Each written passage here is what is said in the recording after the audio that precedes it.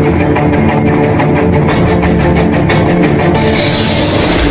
guys, welcome to Chennai IAS Academy.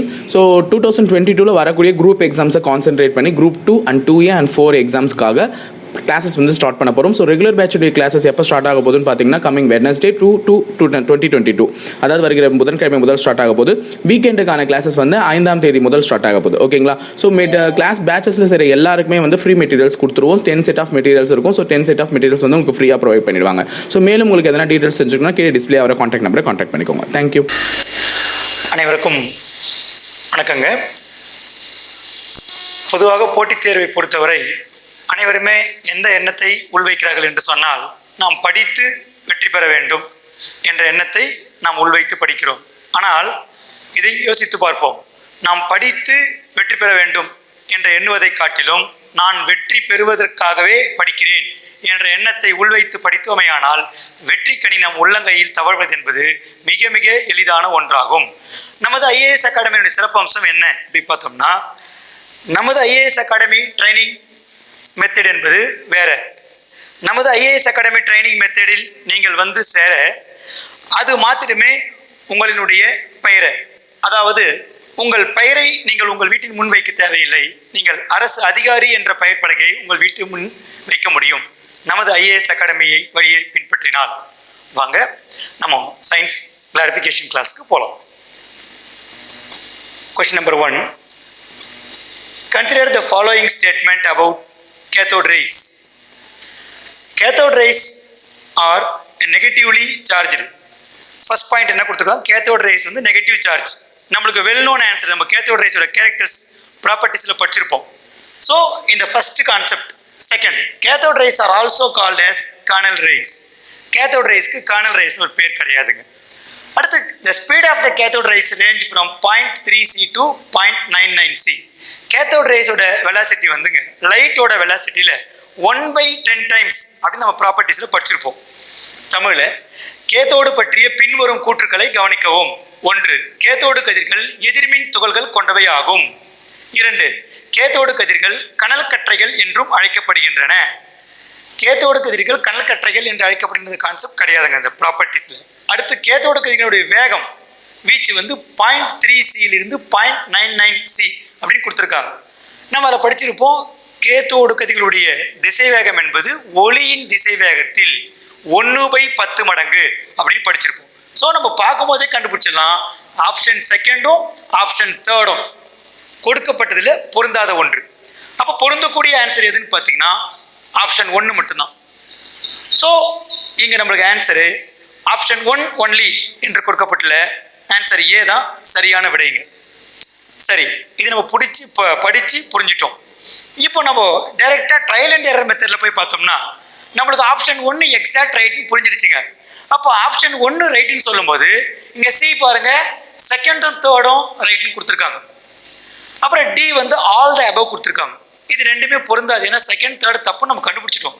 So option சியும் டியும் eliminate ஆகிடும். So either A or B our answer. நம்மளுக்கு கன்ஃபார்மாக தெரியும் ஃபர்ஸ்ட் ஆன்சர் ரைட்டுன்னு. அப்போது தேர்டு வந்து தப்பு நம்ம எங்கேயும் படிச்சிட்டோம். So answer A is our exact option. Next, consider the following statement about J.J. Thomson's atom model. J.J. Thomsonோட atom modelோட கான்செப்ட் கொடுத்துருக்காங்க. Concept number 1. The atom model explained neutrality of an atom. The atom model explained stability of atom. The atom model explained Earnshaw's theorem. Which of the statements given above is or are correct? தமிழக J தாம்சனுடைய அணுமாதிரி கொள்கை பற்றிய பின்வரும் கூற்றுக்களை கவனிக்கவும். 1. அணுமாதிரி கொள்கை அணுவின் நடுநிலைத்தன்மையை விளக்குகிறது. அணுமாதிரி கொள்கை அணுவின் நிலைத்தன்மையை விளக்குகிறது. அணுமாதிரி கொள்கை எர்ன்ஷாவின் தேற்றத்தை விளக்குகிறது. இதில் நம்ம பார்த்தோம்னாங்க ஆப்ஷன் ஃபர்ஸ்ட் இருக்கு பார்த்தீங்களா, அணுமாதிரியினுடைய கொள்கை நடுநிலைத்தன்மையை விளக்குகிறது. ஜே தாம்சன் வந்து அவர் கொடுத்த விளக்கங்கள்ல அணு என்பது நடுநிலைத்தன்மை பெற்றது அப்படின்ற கான்செப்ட் தான் நம்மளுக்கு முன்வைக்கிறார். அதாவது ஆட்டம்ன்றது நியூட்ராலிட்டி கேரக்டரில் இருக்குது அப்படின்றத மட்டும்தான் அவர் சொல்லியிருக்காருங்க. அவர் எர்ன்ஷாவோட தேற்றத்தை வந்து ஆட்டம் மாடலை அவர் எக்ஸ்பிளைன் பண்ணலை. எர்ன்ஷாவோட தேற்றத்தை அவர் விளக்கலை. அப்போ ஆப்ஷன் 3 நம்மளுக்கு பொருந்தலை. அடுத்து அணுமாதிரி கொள்கை அணுவின் நிலைத்தன்மையை விளக்குகிறது. ஸ்டெபிலிட்டி அப்படின்னு சொல்றாங்க. ஸ்டெபிலிட்டிக்கு ஜே தாம்சனுடைய கான்செப்ட் விளக்குது.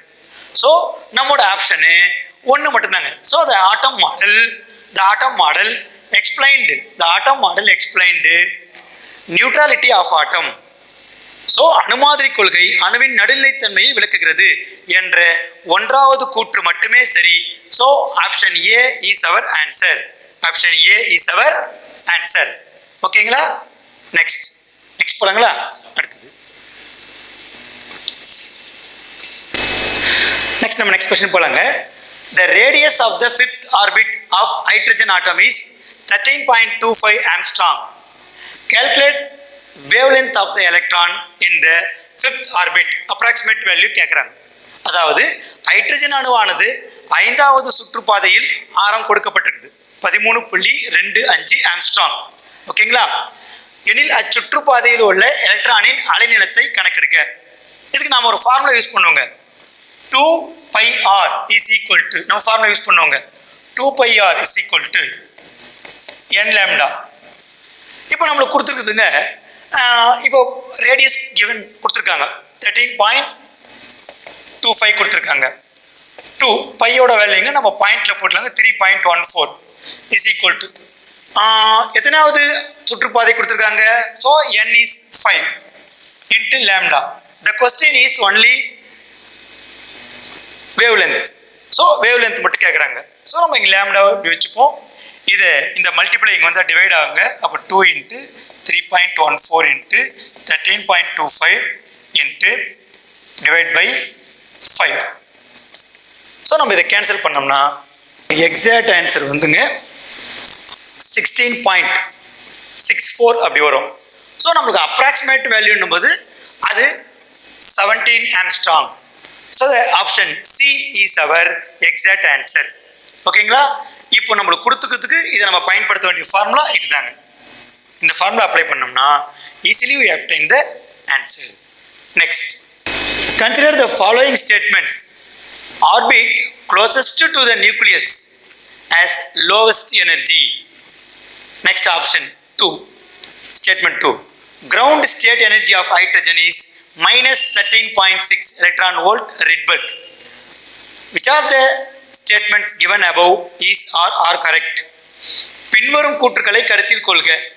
அணுக்கருவுக்கு மிகவும் அருகில் அமைந்துள்ள சுற்றுப்பாதையின் ஆற்றல் சிறும மதிப்பை பெற்றுள்ளது. ஹைட்ரஜன் அடிநிலை ஆற்றல் மதிப்பு minus 13.6 electron volt Rydberg. So இங்க கொடுத்துக்கிற ஆன்சர் நெகட்டிவ்ல கொடுத்துருக்காங்க. அப்போ அது சரியான ஆன்சர் கிடையாது. ஆனால் அணுக்கருவுக்கு மிகவும் அருகில் உள்ளது. நல்லா புரிஞ்சுக்கிறீங்க ப்ளீஸ். கொஸ்டின் நல்லா அப்சர்வ் பண்ணோம். அணுக்கருவுக்கு அருகாமையில் இருக்கிற சுற்றுப்பாதையில் ஆற்றல் எப்பொழுதுமே சிறும மதிப்பை பெறும். இது நம்ம ஏற்கனவே படிச்சிருக்கிறோம். அணுக்கருவுக்கு அருகாமையில் உள்ள ஆற்றல் எப்பொழுதும் சிறும மதிப்பை பெற்றிருக்கும் என்றது மட்டும்தான் சரியான கூற்று. அப்போ நம்மளுக்கு எது ஆப்ஷன்? ஃபோர்த் கொஸ்டின் அப்படி பார்த்தோம்னா நம்மளுக்கு கொடுத்துக்கிற ஆப்ஷன்ல ஃபர்ஸ்ட் மட்டும்தான் ரைட்டு. So option 1 only. கூற்று ஏ மட்டும்தான் இங்க சரியானதுங்க. நெக்ஸ்ட்ங்க அடுத்து which hydrogen spectral series can be seen with naked eyes அப்படி கேட்குறாங்க. ஹைட்ரஜன் நிறமாலை வரிகள் பார்த்தீங்கன்னா நம்ம அதில் லைமன் வரிசை கொடுத்துருக்காங்க. ஆப்ஷன் ஏ பால்மர் சீரியஸ் கொடுத்துருக்காங்க. சி பிராக்கெட் சீரியஸ் கொடுத்துருக்காங்க. டி பேஷன் சீரியஸ் கொடுத்துருக்காங்க. கீழ்கண்ட எந்த ஹைட்ரஜன் நிறமாலை வரிசையை வெறும் கண்ணால் பார்க்க முடியும் அப்படின்னு கொடுத்துருக்காங்க. இப்போ லைமன், பாமர், பிராக்கெட் மற்றும் பேஷன். ஆப்ஷன் டி கொடுத்துருக்காங்க, ஆப்ஷன் ஏ கொடுத்துருக்காங்க, பி கொடுத்துருக்காங்க, சி கொடுத்துருக்காங்க. எது நமக்கு சரியாக பொருந்தக்கூடியது அப்படி பார்த்தோம்னா நம்மளுக்கு பாமர் வரிசை கொடுத்துருக்காங்க பாருங்க. நீங்க அந்த பண்புகள்ல படிச்சீங்கன்னா அந்த ஹைட்ரஜன் வேரியஸ் ஸ்பெக்ட்ரம் சீரியஸ் படிச்சீங்கன்னா அதுல பாமர் சீரியஸ் மட்டும்தான் வெறும் கண்களால் பார்க்க முடியும் அப்படின்னு கொடுத்துருக்காங்க. கண்ணுறு அப்படின்னு கொடுத்துருப்பாங்க. அப்போ வெறும் கண்களால் பார்க்கக்கூடியது நேக்கட் ஐஸ்ல பார்க்கக்கூடியது எதுன்னு கேட்டீங்கன்னா பால்மர் சீரியஸ் என்று சொல்லக்கூடிய ஆப்ஷன் பி தான் நம்மளுக்கு சரியான விடைங்க. ஓகேங்களா? நெக்ஸ்ட் சிக்ஸ்த்துங்க. Consider the following statements. Statement 1.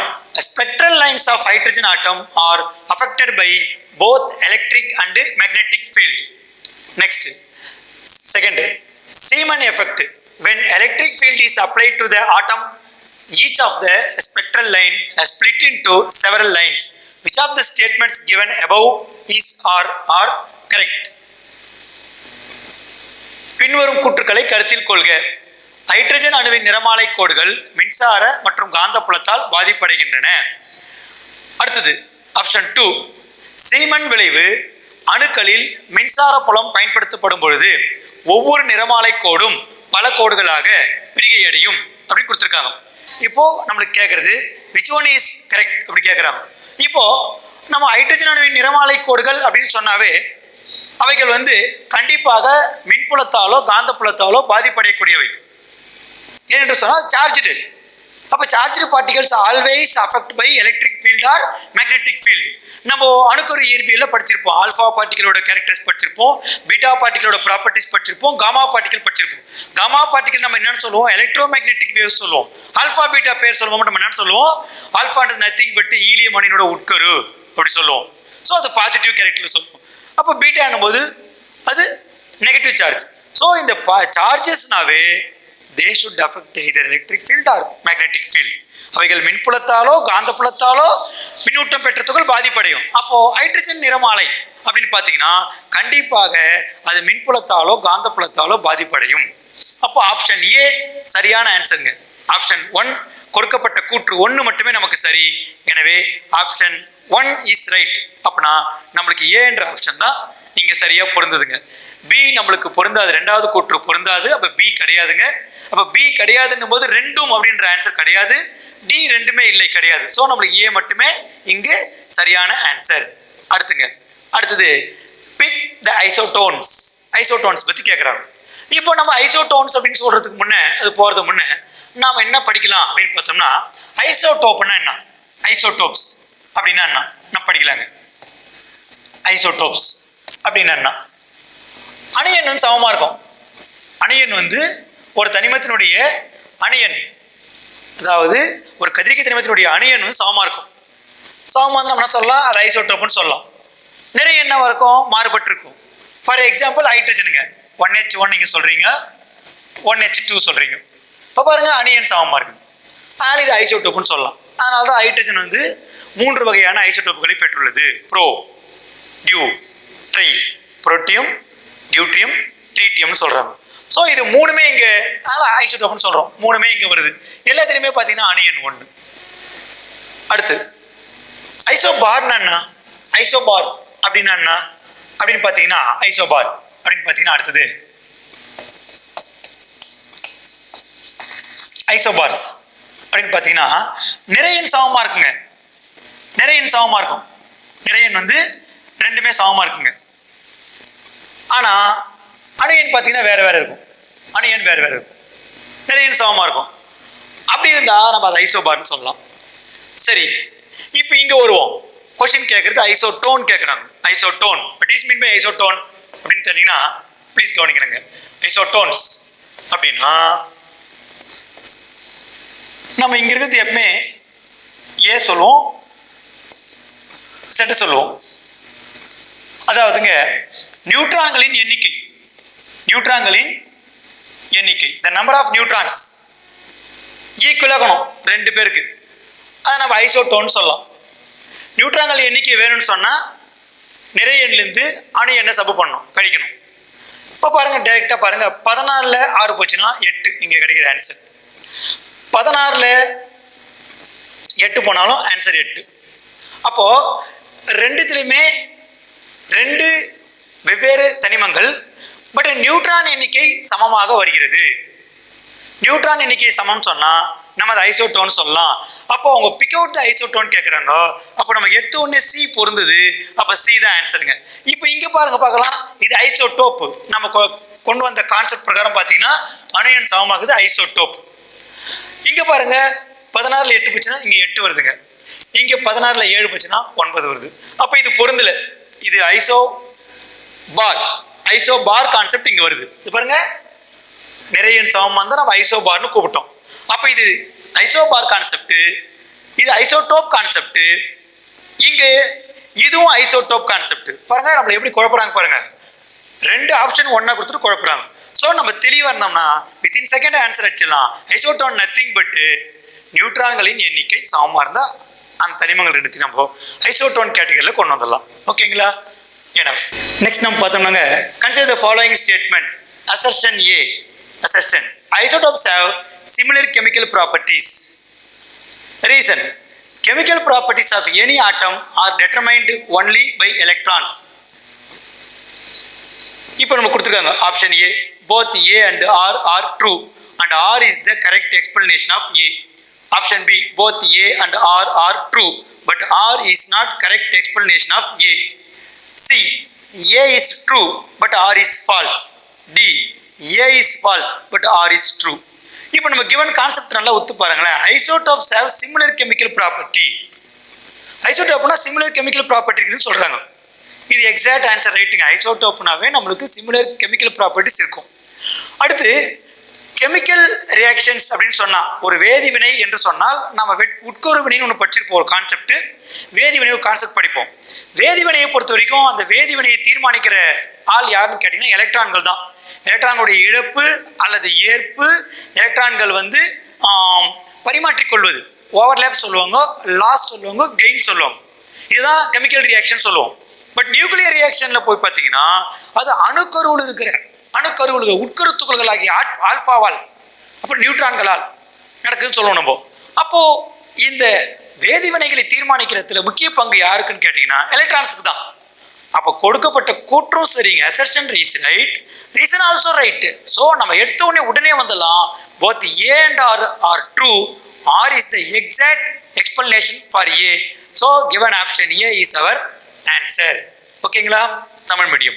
பின்வரும் கூற்றுக்களை கவனிக்க. கூற்று ஏ, ஐசோடோப்புகள் ஒருமித்த வேதிப்பண்புகளை கொண்டிருந்தன. அடுத்து அதுக்கு காரணம், எந்த ஒரு அணுவின் வேதியியல் பண்புகளும் எலக்ட்ரான்களால் மட்டுமே தீர்மானிக்கப்படுகின்றன. நம்ம வேதியியல் வினைகள் படிக்கும் பொழுது அங்கு எலக்ட்ரான்களுடைய பங்களிப்பு நம்ம படிச்சிட்டோம். அப்போ கொடுக்கப்பட்ட செகண்ட் காரணமானது சரி, கூற்றுக்கு சரியானது விளக்கம். அப்போ இது ரெண்டுமே ஏ சரி, காரணம் ஆர் அதுக்கு பொருந்துது. அப்போ option A is our answer. ஏன்னா ஏ மற்றும் ஆர் ரெண்டும் சரி மற்றும் ஆர் என்பது ஏயின் சரியான விளக்கமாகும் அப்படின்னு சொல்லியிருக்காங்க. அடுத்ததுங்க, நெக்ஸ்ட் ஐசோடோப்ஸ்க்கு விளக்கம் கொடுக்குறாங்க, விளக்கம் கேட்குறாங்க. ஜஸ்ட் நம்ம பார்த்தோம் இப்போதான். ஐசோடோப்ஸ்னா என்ன அப்படின்னா சமமான அணியன்னு சொன்னோம். சமமான அணியன், அதாவது ஆப்ஷன் பாருங்க. A, same mass number but different atomic number. Option B, same proton number and neutron number. Same proton number but different neutron number. Same neutron number but different proton number. இப்போ நம்ம isotopes அப்படின்னு நம்ம கொடுத்த விளக்கம் நம்ம என்ன கொடுத்துருக்கோன்னு சொன்னால், isotopes அப்படின்னு சொன்னால் சேம் புரோட்டான் நம்பருங்க, same proton number, different neutron number. இது நம்ம ரைட்டு. நம்ம எதை நம்ம இங்கே படித்தோம் அப்படின்னு பார்த்தீங்கன்னா, இங்கே நம்ம இப்படி படித்தோங்க, ஐசோடோப் விளக்கம் இப்படி படித்தோம். இப்போ பாருங்க, நியூட்ரானோட எண்ணிக்கை பாருங்க சமமாக வருதுங்களா? இல்லை. அப்போ நியூட்ரான்கள் எண்ணிக்கை சமம் இல்லை, டிஃப்ரெண்ட். பட் புரோட்டான் நம்பருங்க சேம், புரோட்டான் நம்பர் நம்மளுக்கு same.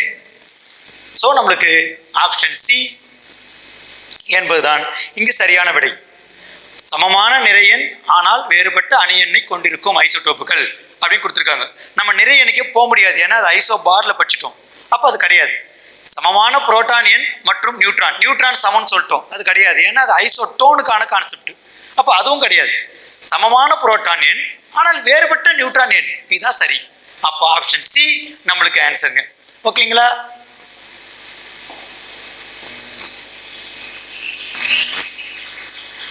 Next, who explained the nuclear fission process with the help of a liquid drop model? Option A, இப்போ ஹென்றி பெக்கரல் கொடுத்திருக்காங்க. Option B, Niels Bohr and John A Wheeler கொடுத்திருக்காங்க. C, Soddy and Fajans. D, Otto Hahn and F Strassmann. திரவ துளி மாதிரியின் உதவியுடன் அணுப்பிளவு செயல்முறையை விளக்கியவர் யார்? ஆப்ஷன் ஏ, ஹென்றி பெக்கரல் கொடுத்திருக்காங்க. ஆப்ஷன் பி, நீல்ஸ் போர் மற்றும் A John Wheeler. Option C, Soddy மற்றும் Fajans. Option D, Otto Hahn and Strassmann. அப்படின்னு கொடுத்துருக்காங்க. இந்த இடத்துல பாருங்க, இந்த திரவ துளின்ற வார்த்தை தான் இந்த கொஸ்டினோட க்ளூங்க நம்மளுக்கு. இப்போ நம்ம அணுப்பிளவு செயல்முறை அப்படின்னு நீங்க பாத்துட்டீங்கன்னா ஏற்கனவே நம்ம ஓட்டஹான் மற்றும் எஃப் ஸ்ட்ராஸ்மேன் ஆன்சருக்கு வந்துடும். ஆனா இந்த கொஸ்டின்ல ட்விஸ்ட் அவங்க கேட்கறது திரவ துளி. இந்த இடத்துல பாருங்க லிக்விட் டிராப் மாடல் அப்படின்னு கொடுத்துருக்காங்க. ஸோ ஆப்ஷன் டி நம்மளுக்கு பொருந்தாது, ஆப்ஷன் சி நம்மளுக்கு பொருந்தாதுங்க. அப்போ நம்மளுக்கு எது ஆன்சர் அப்படி பார்த்தீங்கன்னா ஆப்ஷன் பி தான் இந்த லிக்விட் டிராப்ன்ற வார்த்தைக்கு இங்க பொருந்துங்க. நீல்ஸ் போரும் ஜான் ஏ வீலரும் தான் இந்த லிக்விட் டிராப் மாடல்ல இதை எக்ஸ்பிளைன் பண்ணியிருக்காங்க. ஸோ நம்மளுக்கு இதுதான் சரியான ஆன்சருங்க. Option B is our answer. நெக்ஸ்ட்டுங்க, consider the following statements. A strong nuclear force is very short range. அடுத்துங்க, strong nuclear force act with an equal strength between proton and neutron. Which of the statements given above is or correct? அப்படி கொடுத்துருக்காங்க. தமிழ்ல பாருங்க, பின்வரும் கூற்றுக்களை கருத்தில் கொள்க. வலிமையான அணுக்கரு விசையானது மிகவும் குறைவான வீச்சை கொண்டது அப்படின்னு கொடுத்துருக்காங்க. புரோட்டான் மற்றும் நியூட்ரான் ஆகியவற்றுக்கு இடையே வலிமையான அணுக்கரு விசையானது சமமாக செயல்படுகிறது. இப்போ அணுக்கரு விசைன்னு ஒரு விஷயத்தை நம்ம எடுத்துனோம்னா நிலைமின்னியல் கூற்று ஒன்றும் பொருத்தி பார்க்கணும். இது நம்முடைய கட்டாய கடமை. நிலைமின்னியல் கூற்று என்ன சொல்லுதுன்னா, ஒத்த மின்னூட்டங்கள் ஒத்த மின்விசைகள் ஒன்றை ஒன்று விசையோடு எதிர்க்கும். அப்போ அவங்க கொடுத்துருக்குது என்ன கொடுத்துருக்காங்க பாருங்க, புரோட்டான் அப்படின்னா விரட்டு விசை தான் அங்கே இருக்கணும் அப்படின்னு சொன்னா அணுக்கரு விசை என்பது இந்த நிலைமின்னியல்ல சொல்லக்கூடிய விரட்டு விசையை விட, அதாவது நியூக்ளியர் ஃபோர்ஸ்ன்னு சொல்லக்கூடியது இந்த எலக்ட்ரோஸ்டாட்டிக் ஃபோர்ஸோட கான்செப்ட்ல இருக்கிற அந்த ஃபோர்ஸை விட ஒரு ஸ்ட்ராங் ஃபோர்ஸ் இருக்குதுன்னு சொல்லிட்டு நம்ம எக்ஸ்பிளனேஷன்ல பார்த்துருக்கோம் நியூக்ளியர் பிசிக்ஸ்ல. ஸோ கண்டிப்பா அணுக்கரு விசை என்பது ஒரு வலுவான விசை. அப்போ வலிமையான அணுக்கரு விசை நீங்க கொடுத்துருக்காங்க, சமமாக செயல்படுகிறது. ஆப்ஷன் 2 ரைட்டுங்க. அப்போ அணுக்கரு விசை என்பது மிக குறைவான வீச்சு கொண்டது, அதாவது வலிமையான அணுக்கரு விசை என்பது மிக குறைவான வீச்சு. அப்போ அதுவும் சரி. அப்போ ஆப்ஷன் 1 சரி, ஆப்ஷன் 2 சரி. பாருங்க, strong nuclear force very short ரேஞ்ச்ன்றது correct. Next, nuclear force proton between neutron ரெண்டுமே வந்துங்க ஸ்ட்ராங் நியூக்ளியர் ஃபோர்ஸ் கொடுத்துருக்காங்க. நம்ம சொல்லிட்டோம் நியூக்ளியர் ஃபோர்ஸ்ன்றது ஒரு ஸ்ட்ராங் ஃபோர்ஸ் சொல்லிட்டோம். அப்போ which one is our option அப்படின்னா both 1 and 2 are correct. So option C is our answer. Next, arrange the following in increasing order of velocity. Tamil, திசைவேக அதிகரிப்பின் அடிப்படையில் பின்வருவற்றை வரிசைப்படுத்துக அப்படி கேட்குறாங்க. இதுக்கு நம்ம கண்டிப்பாங்க நம்ம என்ன படிச்சிருக்கணும் அப்படின்னு பார்த்தீங்கன்னா ஆல்ஃபா பீட்டா காமாக்களுடைய பண்புகள் படிச்சிருக்கணுங்க. அதாவதுங்க இப்போ ஜஸ்ட் நம்ம பார்த்தோம், ஆல்ஃபா கதிர்வீச்சு என்பது ஈலியம் உட்கருன்னு சொல்லிட்டோம், பீட்டா என்பது எதிர்மின் துகள் அப்படின்னு சொல்லிட்டோம், எலக்ட்ரான். அப்போ காமா கதிர்வீச்சு என்பது என்ன, அதுதான் மின்காந்த கதிர்வீச்சுன்னு சொல்றோம். மின்காந்த கதிர்வீச்சு அப்போ இவை மின்புலத்தாலோ காந்தப்புலத்தாலோ பாதிப்படையும். It affect either electric or magnetic field. Beta particle also affect either electric or magnetic field. அப்போ மேக்னெட்டிக் ஃபீல்டாலையும் எலக்ட்ரிக் ஃபீல்டாலையும் அஃபெக்ட் ஆகாதவர் யாரு அப்படின்னா காமா ரேஸ் தாங்க.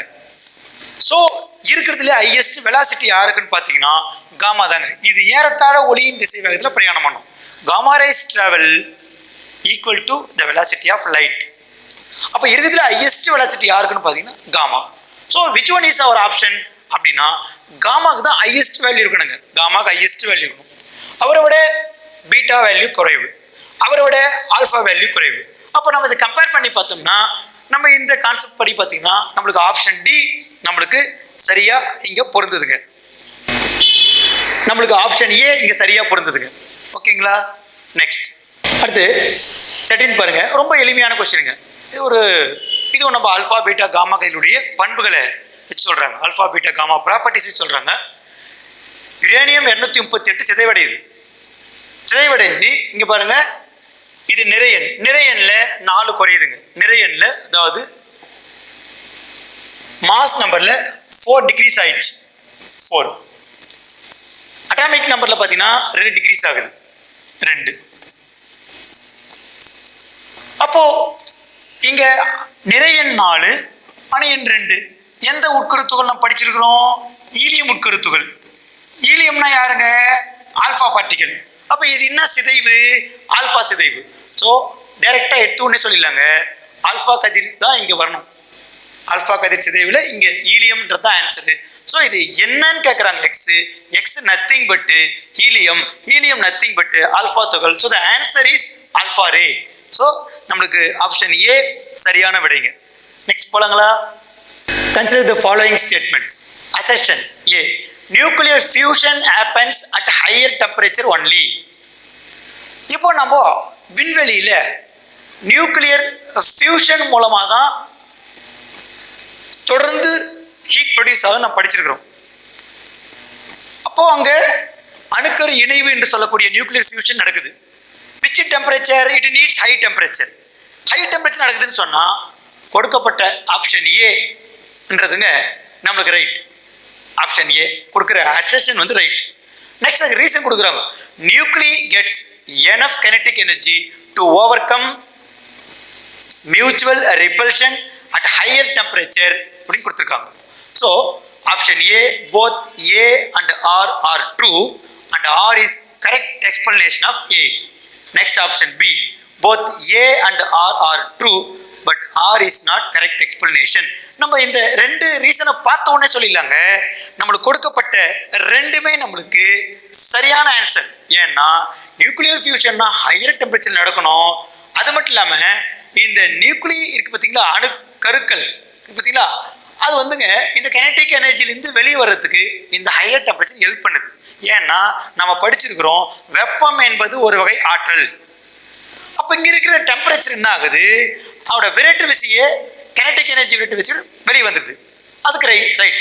இப்போ இங்கே பாருங்க, பின்வரும் கூற்றுக்களை கவனிக்கவும். கூற்று ஏ, அணுக்கரு இணைவானது உயர் வெப்பநிலையில் மட்டுமே நடைபெறும். கூற்று ரைட்.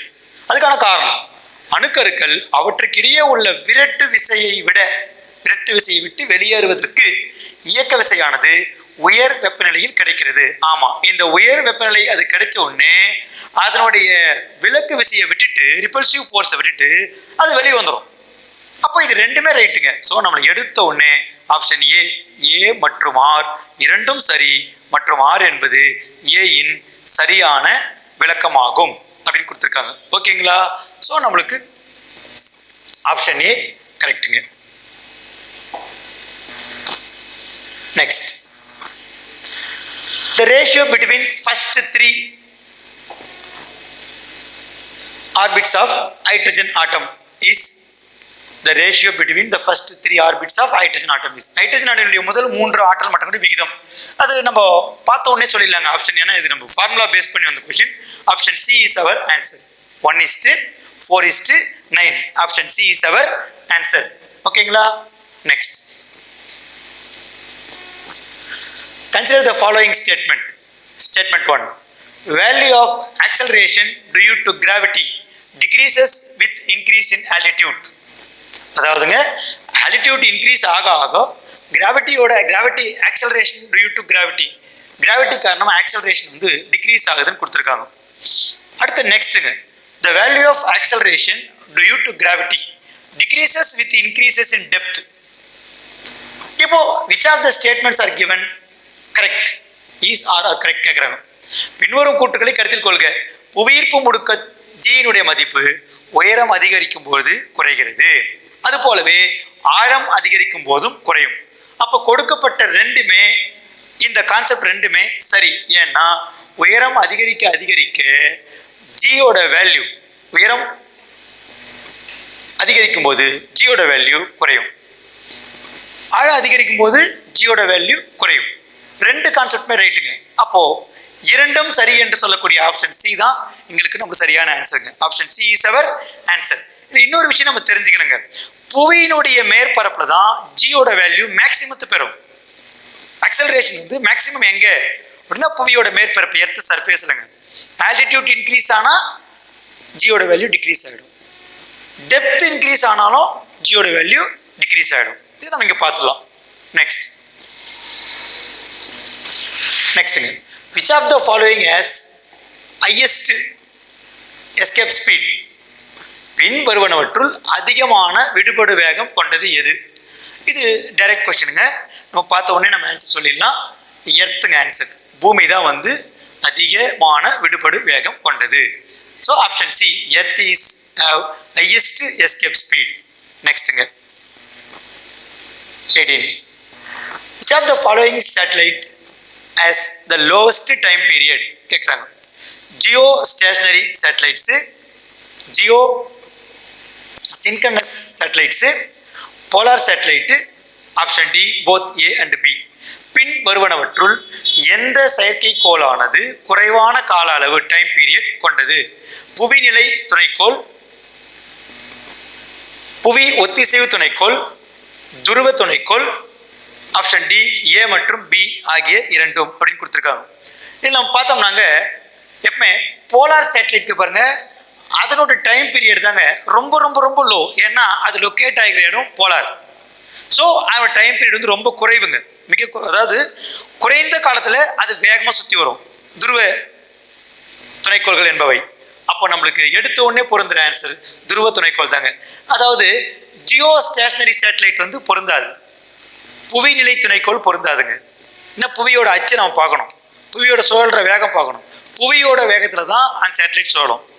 ஆனால் இந்த துருவ துணைக்கோள் என்பது மிக குறைந்த என்ற கொஸ்டின் கொடுத்துருக்காங்க பாருங்க, குறைந்த கால அளவு, லோவஸ்ட் டைம் பீரியட்னா அது போலார் சேட்டலைட் தான் பொருந்தும். ஓகேங்களா? Option C is our answer. Next,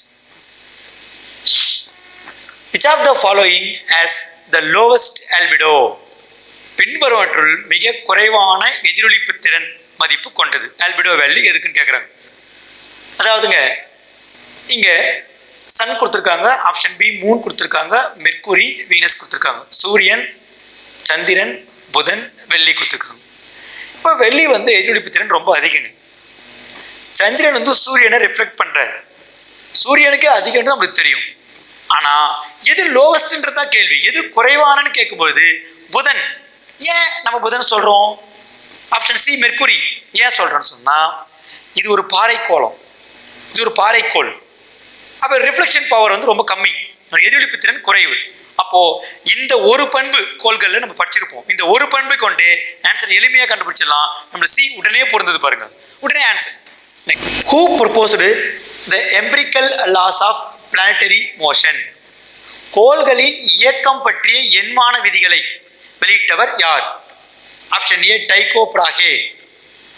இப்போ டைகோ பிராகே யாரு தெரிஞ்சுக்கணும். கெப்லரோட வழிகாட்டி அவர். கோள்கள் இயக்கம் பற்றிய கருத்துக்களை அவர் வெளியில்லை, குறிப்புகள் எழுதி வச்சிருந்தாரு ஆனால் வெளியில்லை, ஆராய்ச்சி பண்ணாரு வெளியில்லை. அப்போ அது பொருந்தாது. கோப்பர்னிக்கஸ் கொடுத்துருக்காங்க, ஆப்ஷன் சி பாருங்க, நிக்கோலஸ் கோப்பர்னிக்கஸ் கொடுத்துருக்காங்க. Nicolaus Copernicus option C. Nicolaus Copernicus அப்படின்னு பார்த்தீங்கன்னா அவரும் அதில் பொருந்தாதுங்க. நிக்கோலஸ் கோப்பர்னிக்கஸ் வந்து பொருந்தாது. அவர் சொன்ன விஷயம் என்னன்னா சூரிய மைய கொள்கையை வெளியிட்டார். ஓகேங்களா? ஸோ அது அவருக்கு பொருந்தது. ஆரியபட்டா பொருந்தாதுங்க, ஏன்னா கோள்கள் இயக்கம்னு கொடுத்துட்டீங்க. அப்போ நம்மளுக்கு பொருந்துற answer option B Johannes Kepler.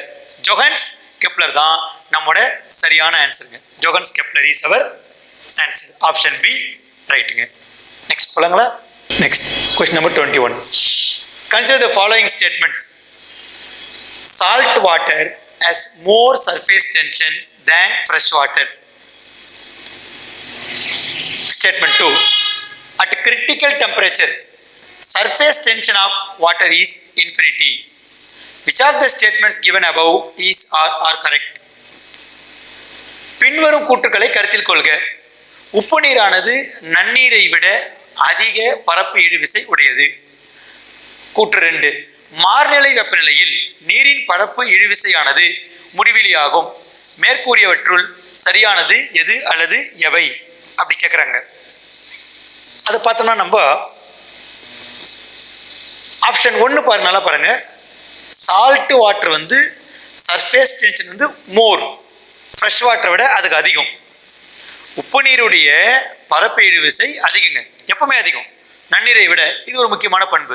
So கொடுக்கப்பட்ட ஆன்சர்ல option 1 is our answer. So நம்மளுக்கு கொடுத்துக்கிற இந்த 1 இங்கே ஆப்ஷனில் பாருங்க எங்கே வருது பாருங்க. 2 வந்து தவறுங்க. Critical temperature surface tension of water is இன்ஃபினிட்டின்னு கொடுத்துருக்காங்க, தவறுது. அப்போ 1 மட்டும்தான் நம்மளுக்கு பொருந்தது. So option A is our answer. Option A is our answer. Next போலாங்களா? Consider the following statements. Statement 1, water has more strong. Next question number 22ங்க. Consider the following statements. Statement 1, water has strong intramolecular force than mercury. இந்த concept வந்து மெர்க்குரியை விட வாட்டரோட இன்ட்ராமோலிகுலர் force வந்து ஸ்ட்ராங்ன்றாங்க. இது தவறு. ஏன்னா மெர்க்குரியோட டென்சிட்டி வந்து அதிகம், நம்ம படிச்சிருக்கிறோம், அதிக அடர்த்தி கொண்டது. ஸோ இந்த கான்செப்ட் தப்புங்க. அடுத்தது statement 2, cohesion is caused by strong intramolecular force. Cohesion is caused by strong intramolecular force. அப்போ பின்வரும் கூற்றுகளை கருத்தில் கொள்க. தமிழ்ல ஸ்டேட்மெண்ட் 1, நீரின் மூலக்கூறுக்கு இடையிலான விசையானது பாதரசத்தை விட வலிமையானதுன்னு கொடுத்துருக்காங்க. பாதரசம் வந்து டென்சிட்டி அதிகம். ஸோ கொடுக்கப்பட்ட கூற்று தப்புங்க.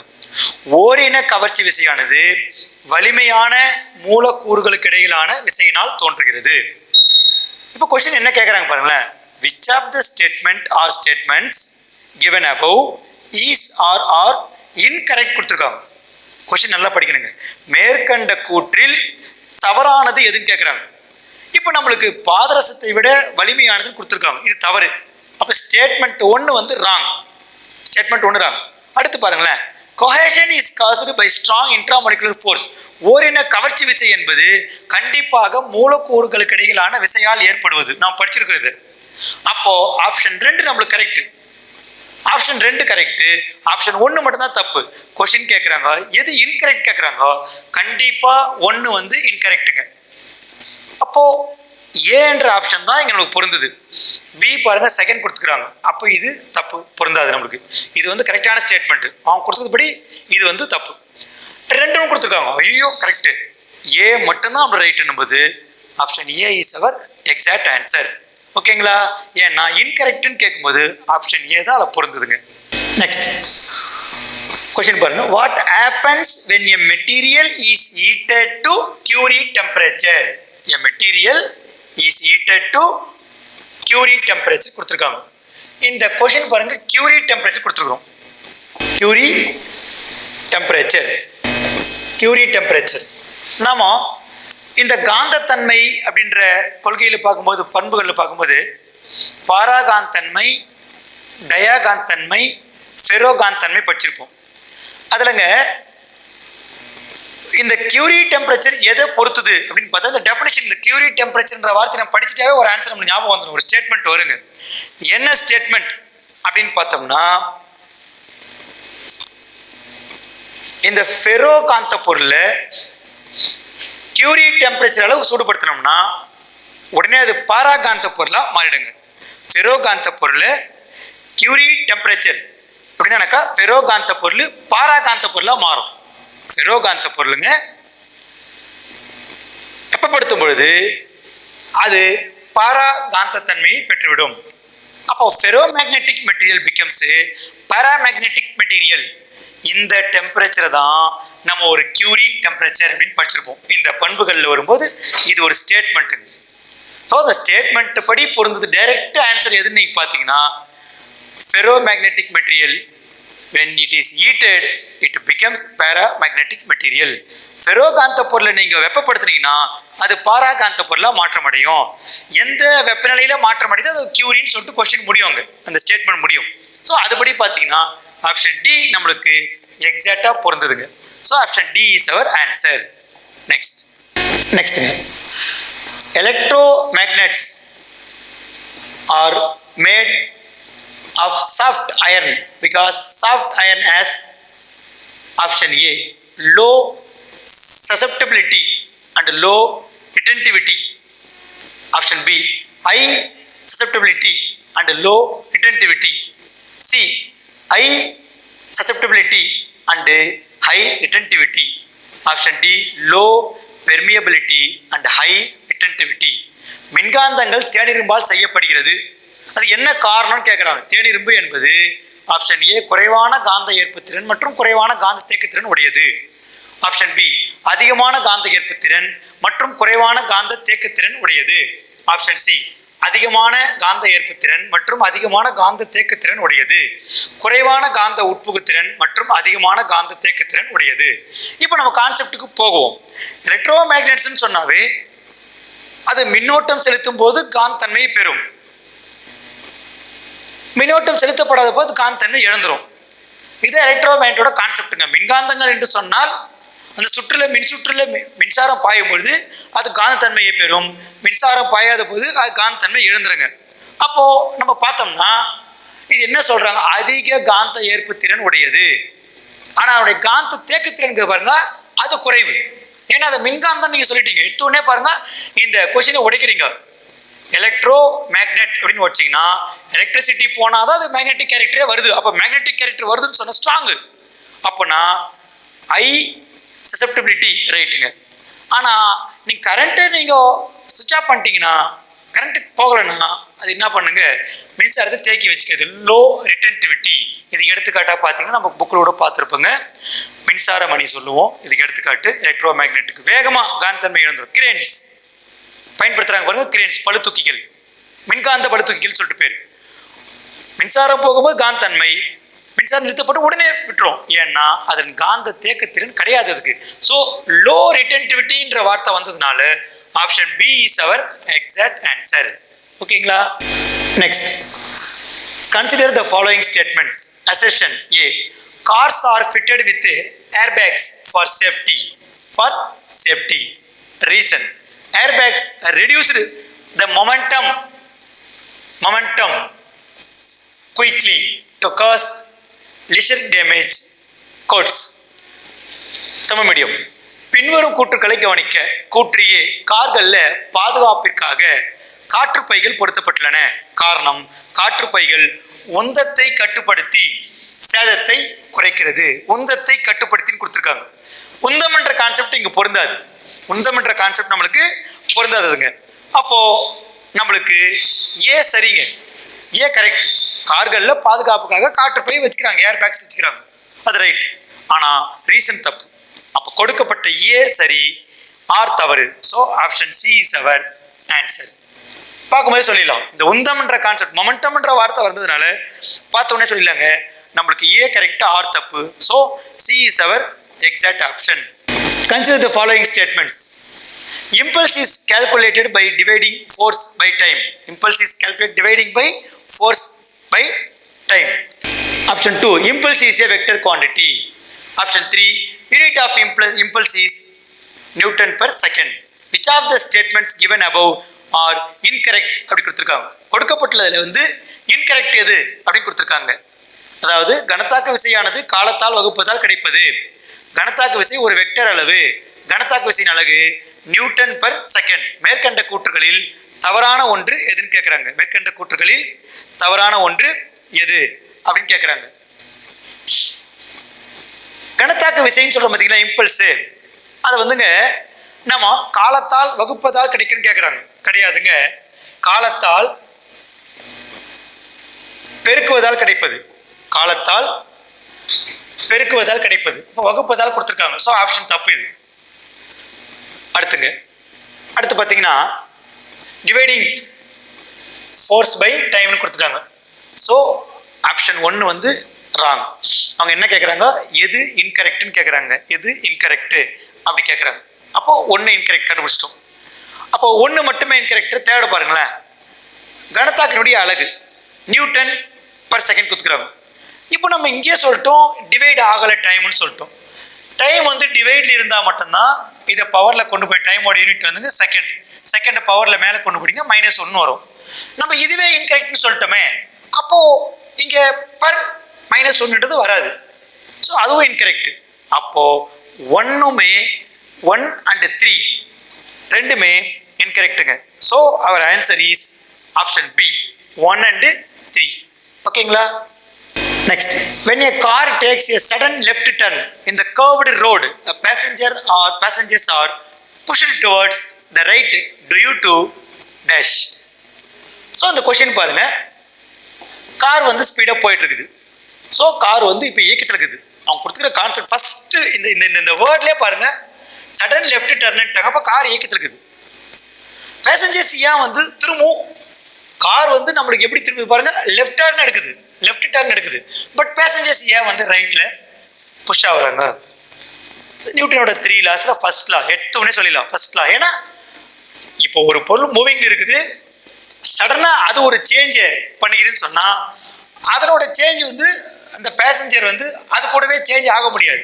ஏன்னா ஒரு பொருள் இயக்கத்தில் இருக்கும்போது திடீரென்று அது மேல ஒரு புறவிசை செயல்படுத்தப்படும் போது அந்த பொருள் எதை நோக்கியே போகும்னா அது இயங்குற திசையிலேயே இருக்கும். அப்போ இது பேர் இயக்கத்தில் நிலைமம். நான் படிச்சிருப்பேங்க. இட் இஸ் இயக்கத்தில் நிலைமம், அதாவது இனிஷியா ஆஃப் மோஷன். இந்த வார்த்தையிலே ஆன்சர் அடங்கிடுச்சு, இனிஷியா ஆஃப் மோஷன். ஓகேங்களா? ஸோ 27க்கு ஆன்சரு. ஸோ இதில் வந்துங்க இயக்க திசையில் நிலைமம், இது பேர் இயக்க திசையில் நிலைமம். ஏன்னா உங்களுக்கு லெஃப்ட் டர்னு, லெஃப்ட் ரைட்னு வருதுங்க. அப்போ திசையை குறிக்கிற வேர்டு இது. ஸோ அப்போ நம்ம இயக்க திசையில் நிலைமம் என்பது தான் ஆன்சர். ரைட்டுங்க. Option A is our answer, இனிஷியா ஆஃப் டைரக்ஷன். ஓகேங்களா? டைரக்ஷனை மைண்ட் பண்ணி வந்த கொஸ்டின், அதனால இனிஷியா of direction is our answer. ஓகேங்களா? Next 28. Consider the following statements. Specific heat capacity of a substance is the amount of heat energy required to raise the temperature of a substance of 1 kg of substance by 1 Kelvin. அப்படி கொடுத்துருக்காங்க. Next option 2, statement 2. Specific heat capacity of a substance is the amount of heat energy required to raise the temperature of 1 kilogram of substance by 1 degree Celsius. Statement 3. Water has more specific heat capacity than air. Statement 4. Water has more specific capacity than oil. Which of the statements given above is or correct? Tamil பாருங்க. 1 kilogram நிறைய உள்ள பொருளின் வெப்பநிலையை 1 kelvin உயர்த்த தேவைப்படும் வெப்பத்தின் அளவு தன் வெப்ப ஏற்பு திறன் என வரையறுக்கப்படுகிறது. 1 கிலோகிராம் நிறையுள்ள பொருளின் வெப்பநிலையை 1 செல்சியஸ் உயர்த்துவதற்கு தேவைப்படும் வெப்பத்தின் அளவு தன் வெப்ப ஏற்பு திறனின் அலகு என அழைக்கப்படுகிறது. அடுத்து, காற்றை விட நீர் அதிக தன் வெப்ப ஏற்பு திறனை பெற்றுள்ளது. அடுத்தது, எண்ணெயை விட நீர் அதிக தன் வெப்ப ஏற்பு திறனை கொண்டுள்ளது. இப்போ பாருங்க, தேர்டும் ஃபோர்த்தும் அப்படியே பொருந்தது. காற்றை விட, அதாவது வாட்டரோட மோர் ஸ்பெசிபிக் கெப்பாசிட்டி வந்து வாட்டருக்கு வந்து ஸ்பெசிபிக் கெப்பாசிட்டி மோருங்க. எதை விட? ஏரை விட, ஆயிலை விட. ஆப்ஷன் 3ம் 4ம் ரைட். ஓகேங்களா? அடுத்தது, ஸ்பெசிபிக் ஹீட் கெப்பாசிட்டினாவே டெஃபினேஷன் படிச்சிருப்போம். அதாவது 1 கிலோகிராம்ன்ற ஒரு வேர்டு கண்டிப்பாக வந்துருக்கணும். அங்கே 1 கெல்வின் ரைஸ் பண்ணுறதும் ரைட்டு, 1 டிகிரி செல்சியஸ் ரைஸ் பண்ணுறதும் ரைட்டு. ஸோ இந்த 2 ஆப்ஷனும் ரைட்டுங்க. இங்களுக்கு 2 ஆப்ஷன் ரைட்டு. ஸோ கொடுக்கப்பட்டுள்ள 4 விடைகளுமே, கொடுக்கப்பட்டுள்ள ஆப்ஷன் எல்லாமே ரைட்டுங்க. So our option is D. All the above are correct. All the above are correct. 28th question. Next போலாங்களா? Consider the following statement. Assertion A. Boiled eggs are dropped into cold water to remove the shell. Reason: boiled eggs undergoes uneven thermal expansion. Uneven thermal expansion அப்படின்னு கொடுத்துருக்காங்க. இப்போ Tamil medium. வேக வைக்கப்பட்ட முட்டைகளை குளிர்ந்த நீரில் வைக்கப்படும் பொழுது அதன் ஓடு நீங்குகிறது. காரணம், வேக வைக்கப்பட்ட முட்டைகள் சீரற்ற வெப்ப விரிவாக்கத்துக்கு உட்படும். இப்போ நம்ம வெப்ப இயக்கவியல் கான்செப்ட்ல தெர்மோடைனமிக்ஸ் கான்செப்ட்ல படிச்சிருப்போம். முட்டையின் வெளிப்புறம் இருக்கிற ஓட்டினுடைய வெப்ப விரிவு என்பது முட்டையினுடைய உள்ள இருக்கிற வெப்ப விரிவுக்கு வித்தியாசமானதுங்க. இரண்டுமே சமமானது இல்லை, வெவ்வேறு வித்தியாசமானது. அந்த ஒரு கான்செப்ட்லேயே இவங்க கொடுத்த கொஸ்டின் அப்படியே பொருந்தது பாருங்க. ஸோ அன்ஈவன் தெர்மல் எக்ஸ்பென்ஷன்றது எக்ஸாக்ட் ரீசன். இதுக்கு ஏன்றதுக்கு எக்ஸாக்ட் ரீசனுங்க. பாயில்டு எக் நம்ம கோல்டு வாட்டரில் போட்ட உடனே இது ரெண்டுமே அன்ஈவனாக இருக்கிறதுனால முட்டையோட நம்ம எளிமையாக பிரிச்சிடலாம். ஸோ அசர்ஷன் ரைட்டு, அதுக்கான ரீசனும் ரைட்டுங்க. அசர்ஷன் ரைட், அதுக்கான ரீசனும் right. So both A and R true. R is correct explanation. சரிங்களா? ஸோ ஏ மற்றும் ஆர் ரெண்டுமே சரி. ஆர் என்பது ஏயினுடைய சரியான விளக்கம். அப்போ பொருந்ததுங்க. ஓகேங்களா? ஸோ நம்மளுக்கு ஆன்சரு ஆப்ஷன் ஏ. அடுத்து பாருங்க. Consider the following statements. 1. Radiations emitted by sun lie between 400 nanometer to 700 nanometer. Statement 2. 400 nanometer to 700 nanometer is visible to human eye. Which of the statements given above is or are correct? ஓகேங்களா? பின்வரும் கூட்டுகளை கருத்தில் கொள்க. சூரியனால் வெளிப்படும் கதிர்வீச்சுகள் 400 nanometre முதல் 700 nanometre வரை இருக்கும். 400 nanometre முதல் 700 nanometre வரை இருக்கும் அப்படின்னு கொடுத்துருக்காங்க. அடுத்தது 400 நேனோமீட்டர் 700 நேனோமீட்டர் மனித கண்ணுக்கு தெரியும். இது ரெண்டுமே கரெக்டான ஆன்சருங்க. ஸோ நம்மளுக்கு option C is our answer. Option C is our answer. Both 1 and 2 are correct. ஓகேங்களா? Next consider the following statements. Assertion: tires of vehicles may burst on a hot day. Reason: the tires undergo a diabatic expansion. Tamil medium. பின்வரும் கூற்றுகளை கவனிக்க. கூற்று A: வெப்பமான நாட்களில் வாகனங்கள் டயர்கள் வெடிக்கக்கூடும். அது காரணம் சொல்றாங்க. டயர்கள் வெப்ப பரிமாற்றம் இல்லாத விரிவு நிகழ்வுக்கு உட்படுகின்றன. இதுவும் நம்ம தெர்மோடைனமிக்ஸ் செஷன்ல படிச்சிருக்கிற ஒரு இம்பார்ட்டன்ட் கான்செப்ட்டுங்க. என்னன்னாக்கா, அதாவது டயருக்கு உள்ள இருக்கிற வெப்பத்துக்கும் சூழலோட வெப்பத்துக்கும் இடையே ஒரு வெப்ப பரிமாற்றம் இல்ல நிகழ்வுங்க. இது உடனடியாக வெப்பத்தை பரிமாற்ற முடியாது. அப்போ ஹை டெம்பரேச்சர்ல டயர் ஹீட் ஆயிடும், ஆட்டோமேட்டிக்காக அது பஸ்ட் ஆயிடும். அப்போ நம்மளுக்கு கொடுத்துக்கிற கூற்று சரி, அந்த கூற்று காரணம் சரியா விளக்குதுங்க. So A correct. Reason R வந்து எக்ஸாக்டா ஏ வந்து எக்ஸ்பிளைன் பண்ணுதுங்க.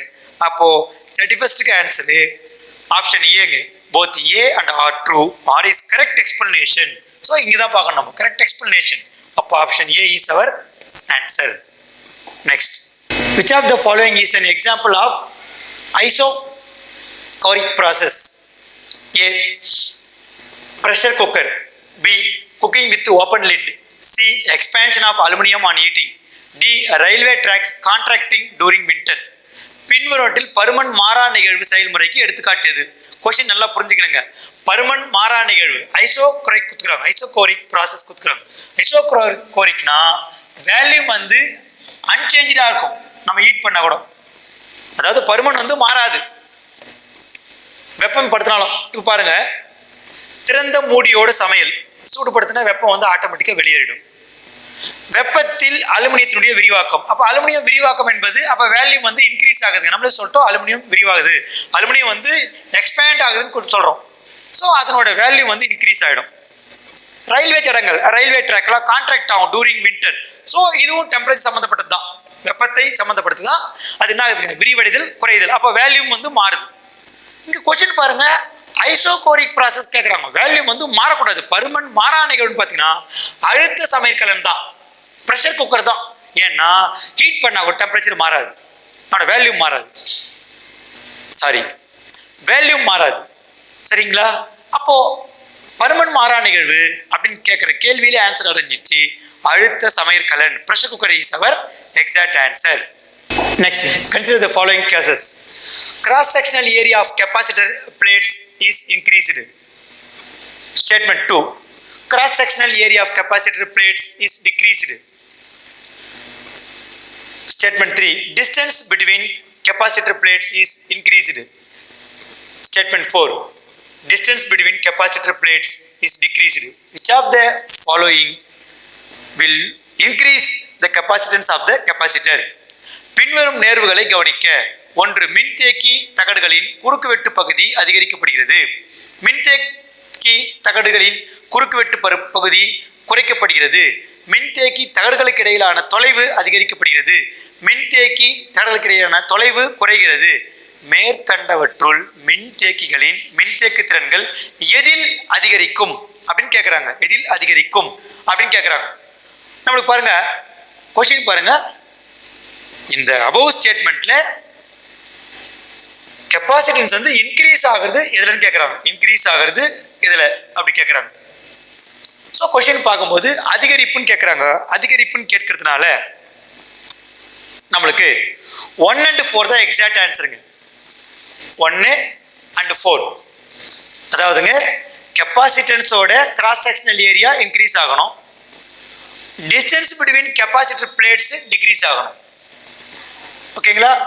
1 and 4 தான் நம்மளுக்கு ஆன்சரா இங்க பொருந்ததுங்க. 1 and 4 தான் நம்மளுக்கு ஆன்சரா இங்க பொருந்தது. அதாவது மின்தேக்கி தகடுகளுக்கு குறுக்கு வெட்டு பகுதி அதிகரிக்கணும், நம்ம அதை படிச்சிருக்கிறோம், அங்க வரும் ஆன்சர். அடுத்தது மின்தேக்கி தகடுகளுக்கு இடையிலான தொலைவு குறையணுங்க. ஓகேங்களா? குறுக்கு வெட்டு பரப்பு அதிகரிக்கணும், தொலைவு குறைக்கணும். அதாவது கிராஸ் செக்ஷனல் ஏரியா இன்க்ரீஸ் ஆகணும், அடுத்தது டிஸ்டன்ஸ் டிக்ரீஸ் ஆகணும். ஸோ நம்மளுக்கு 1-4 தான் ஆன்சருங்க. 1-4 இங்கே கொடுத்துருக்குது option C. So option C is our answer. ஓகேங்களா? அடுத்தது which of the following uses of capacitors? Ignition system of automobiles. Second, hot defibrillator. அடுத்து camera flash light, computer keyboard. பின்வற்றில் எது மின்தேக்கிகளை பயன்படுத்துகிறது? தானியங்கி எரியூட்டு அமைப்பு, இதய உதறல் நீக்கி, கேமரா மின்கல விளக்கு, அப்புறம் கணினி விசை பலகைகள். இது எல்லாமே கெப்பாசிட்டரோட யூசஸ் நம்ம படிச்சிருக்கிறோம். எல்லாமே கெப்பாசிட்டரோட யூசஸ்ங்க. ஸோ இவை எல்லாமே மின்தேக்கிகளுடைய பயன்பாடுகள். இது எல்லாமே பொருந்தும் அதில். So answer is D, all the above. Answer is D, all the above. ஓகேங்களா? மேற்கண்ட அனைத்தும். 35ங்க. Compute the current in the wire of charge 120 coulomb is flowing through a copper wire in 1 minute. ஒரு தாமிர கம்பியில் ஒரு நிமிடத்திற்கு 120 கூலும் மின்னூட்டம் கொண்ட துகள்கள் பாய்ந்தால் கம்பி வழியே செல்லும் மின்னோட்டத்தை காண்க. So the question is exact. The question is மின்னோட்டம். கொஸ்டின் நம்மளுக்கு கேட்குறதுங்க, கரண்ட் கேட்குறாங்க. நம்மளுக்கு ஃபார்முலா இருக்குங்க. அதாவதுங்க Q is equal to I into T படிச்சிருப்போம். ஸோ நம்ம கொடுத்துக்கிறது Q கொடுத்துருக்காங்க. இங்கே பாருங்க, மின்னூட்டம் கூலும்னு வந்தாவே அதை Qன்னு எடுத்துக்கிறோம். ஸோ 120. இப்போ நம்ம கொஸ்டின் கேட்குறாங்க, I கேட்குறாங்க. What is the time given? Very important. Time 1 minute கொடுத்துருக்காங்க. காலத்தினுடைய எஸ்ஐ அழகு நம்ம படிச்சிருப்போங்க, செகண்ட்ஸில் மாற்றிக்கணுங்க. அப்போ 1 minute is equal to 60 seconds. அப்போ நம்ம இங்கே 60 சப்ஸ்டியூட் பண்ணலாம். ஓகேங்களா? we need I. இந்த 0 கேன்சலுங்க. 6 1s are 6 2s are. அப்போ ஐயோட வேல்யூ 2, மின்னோட்டத்தின் அலகு ஆம்பியர். அப்போ answer 2 ampere is our answer. ஓகேங்களா? ஸோ நம்மளுக்கு ஆன்சரு ஆப்ஷன் பியில் இருக்கு. So this is the answer. இது ஒரு எளிமையான கணக்குங்க. which of the following has the highest resistivity? கீழே கொடுக்கப்பட்டுள்ளவற்றில் அதிக மின்தடையை பெற்றது எது கேட்குறாங்க. பியூர் வாட்டர் கொடுத்துருக்காங்க, அடுத்து ஃபியூஸ்டு குவார்ட்ஸ் கொடுத்துருக்காங்க, அடுத்து சிலிக்கான் கொடுத்துருக்காங்க, அடுத்து கிளாஸ் கொடுத்துருக்காங்க. சுத்தமான நீர், உருகிய quartz B, option C silicon, option D கண்ணாடி. எது ஆன்சர் அப்படின்னு கேட்குறாங்க. நம்ம பார்த்தாவே தெரியும், ஃபியூஸ்டு குவார்ட்ஸ் தான். ஏன் அப்படின்னா சிலிக்கான் குறைக்கடத்தி நம்ம படிச்சிருக்கிறோம். ஓகேங்களா? செமிகண்டக்டர். அப்போ இது இதில் அடங்காது. ஏன்னா அவங்க கேட்குறது ஹையஸ்ட் ரெசிஸ்டிவிட்டி ஆகிட்டுருக்குன்னு கேட்குறாங்க. குவார்ட்ஸ் தாங்க, குவார்ட்ஸ் தான், ஃபியூஸ்டு குவார்ட்ஸ் தான் highest resistivity. So B is our option. நெக்ஸ்ட்டுங்க, which of the following defines conversion of temperature differences into electrical voltage? பின்வருவற்றில் எது வெப்பநிலை வேறுபாடுகளை மின்னழுத்தமாக மாற்றுவதை வரையறுக்கிறது?